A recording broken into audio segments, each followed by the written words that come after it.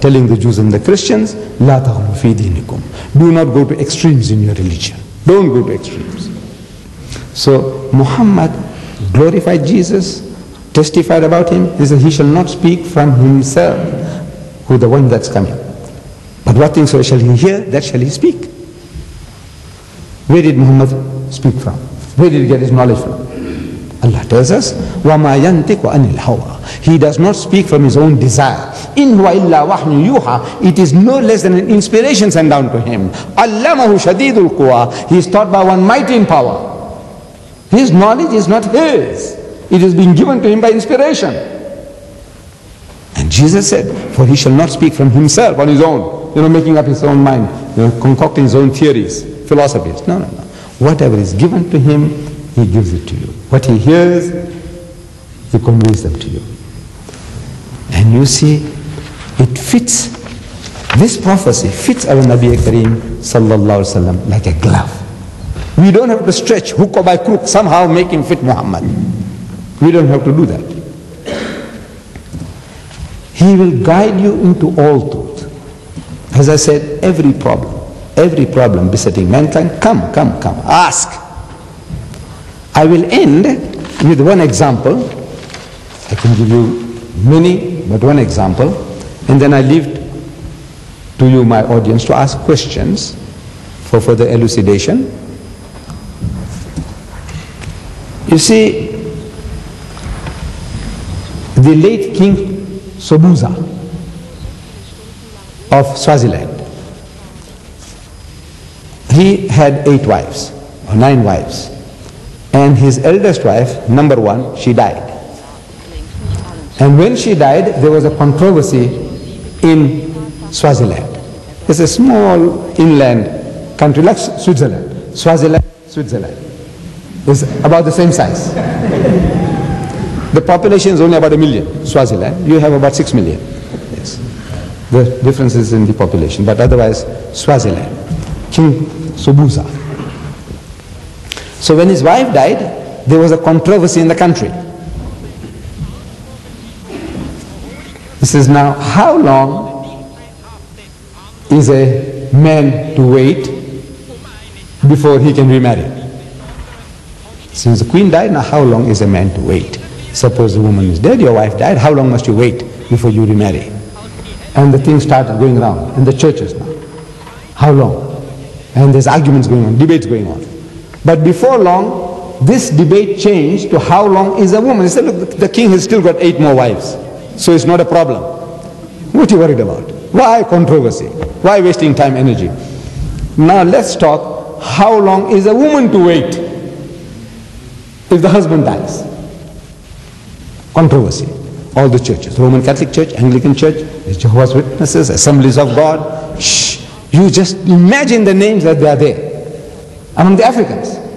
And they're arguing and debating. So the king says, no, this is no good. I want to call up a synod. All the churches must get together now and discuss this, debate this. So there was a Swazi gentleman, Musa Borman. He died. May Allah give him Jannat. He was a Swazi. And this Swazi invited me from Durban, South Africa, says, come.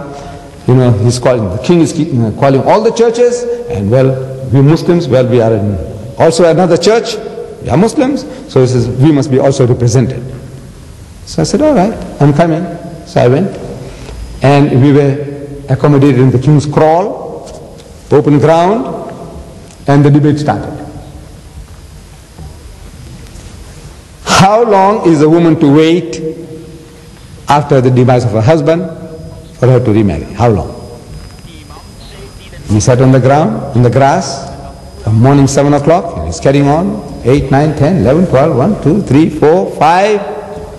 And the Africans, great orators. Everyone a potential Billy Graham or Jimmy Swaggart. Every one of them. The Africans are born orators. So one comes along, and he makes a point. Let's say 3 months. And everybody says, hooray, hooray. Well done. The next guy comes along, he says, polish. Polish means porridge, means rubbish. What this guy spoke is all rubbish. And he makes a point. 6 months. The woman must wait. The next guy comes along, he says polish, this porridge, this is all rubbish, garbage, what the guy was speaking. And he makes a point, he says 12 months. And on.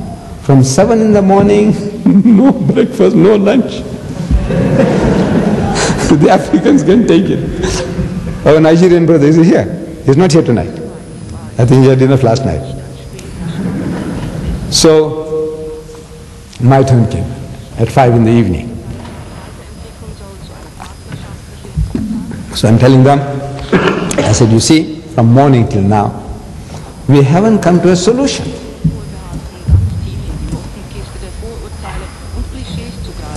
Reason? I said, you're quoting the Old Testament, you're quoting the New Testament, you're quoting the New Testament, you're quoting the Old Testament. And the answers are not there. You haven't got the answer there. The answer is in the last testament. And I did this. Last testament. And they got the shock.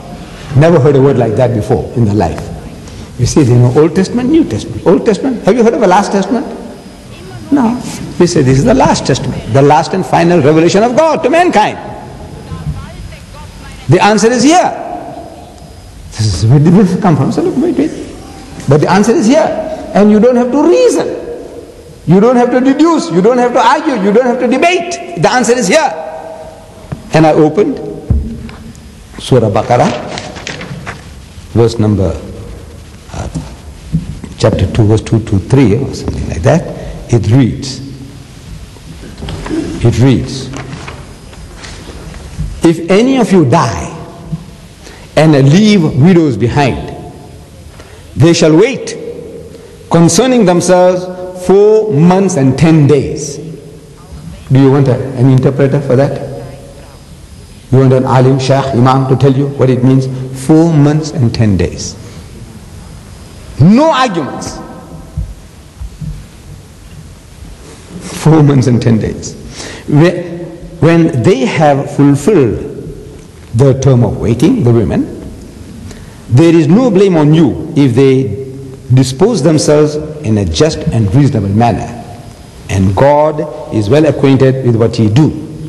There is no blame on you if you make an offer of betrothal, to wait, to marry, or hold it in your hearts.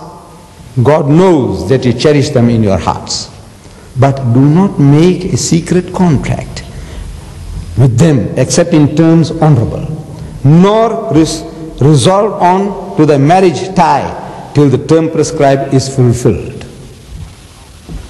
That one verse. It gives you in a nutshell the whole solution. And it proves that this is not the work of man. This is Allah's kalam. It proves that. I'll show you just now how it does that. You see, 4 months and 10 days, any wise man could have guessed. Your guess is as good as mine. I say 4 months, you say 4.5 months. Then one says 5 months, somebody says 4 months and 10 days. Somebody says 4 months and 5 days. Look, it's guesswork. Anybody can guess 4 months and 10 days. Out of 100, somebody might hit the jackpot. You agree? Yes. So there's nothing miraculous about that. Somebody say 3 months, some say 3 months and 10 days. Some say 4 months, some say 4 months and 10 days. Anybody could have guessed. That does not show that this is Allah's kalam. A man could have guessed. A clever man, he thinks is reasonable. For divorce, the Quran says 3 months. If you divorce a woman, she's got to wait 3 months to find out whether she is carrying or not. If you start your divorce proceeding, there is a set system. Allah gives it to you in the Quran, Surah Talaq. The bulk of the Muslims of my countries, in the East, Pakistan, India, they don't know Surah Talaq. I don't know about the Arabs. You see whether they know. My people, when they get angry, you come home, the wife has made some samosas, you taste them, insipid. So you tell your wife, you said, you know, my mother used to make better samosas than you. So she says, why didn't you marry your mother?